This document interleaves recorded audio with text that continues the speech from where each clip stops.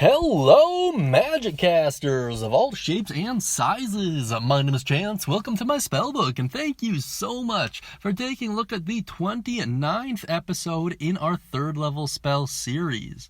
Today, we're going to be taking a look at arguably one of the most popular third level spells, and in some cases one of the most game breaking, as so far as to say that it affects action economy, which is always a coveted ability.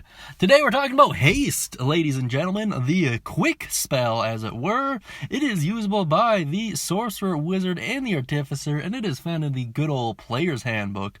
Honestly, I really like this spell. I think it could be a lot stronger, but whatever, I know why they kind of limited it. But in any case, let's dive into its mechanics. The effect at a glance is as followed.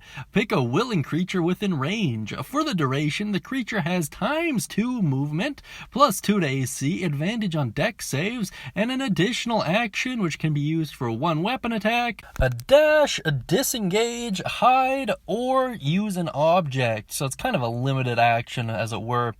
When the spell ends, they cannot move or take actions for one round. Kind of as a recovery round. This is very much like a Shonen anime character kind of ability, you know, kind of like Luffy's gears almost, like he can move fast or do whatever, but it kind of takes a physical toll on him, or at least in some cases it does. But whatever. The cast time is 1 action, the range is 30 feet, the duration is 1 minute, and it is a concentration spell. The components are verbal, material, and somatic. If you are curious about that material component, it is a shaving of licorice root. And the school is Transmutation, which is pretty cool as it implies some kind of actual physical change. So maybe Luffy's gears might actually be a pretty good way of looking at it. Kind of like a gear 2, I'd have to guess. In any case, let's take a look at its full description here.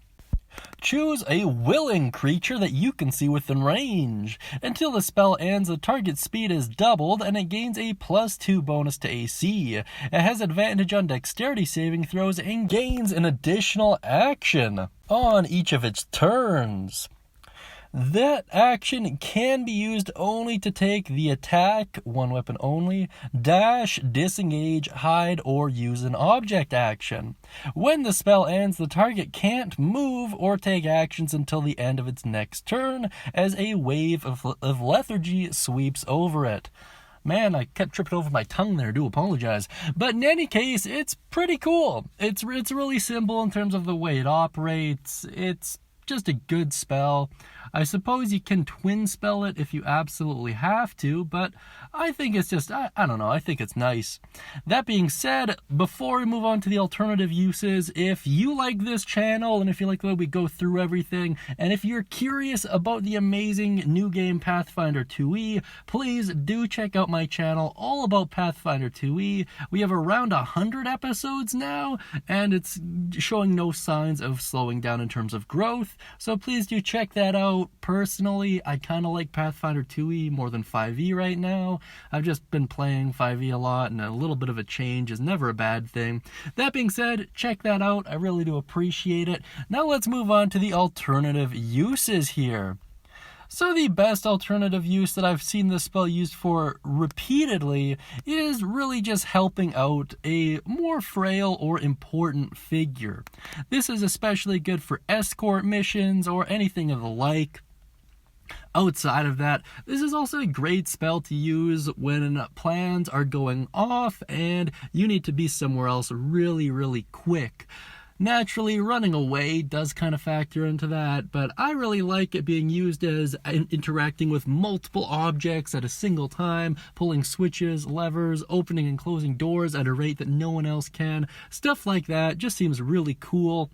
Outside of that, the way most people use this spell is to balance out action economy, and through an extent, making encounters a lot easier or a lot more difficult if you're the DM using this against your players.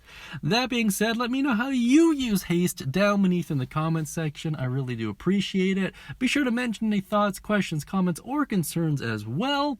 And once again, please do check out my other channel if you've ever been curious in Pathfinder. I do find it offers a ton more creativity in terms of character creation and just general build ideas. That being said, I hope you all have a great day, and as always, happy spellcasting!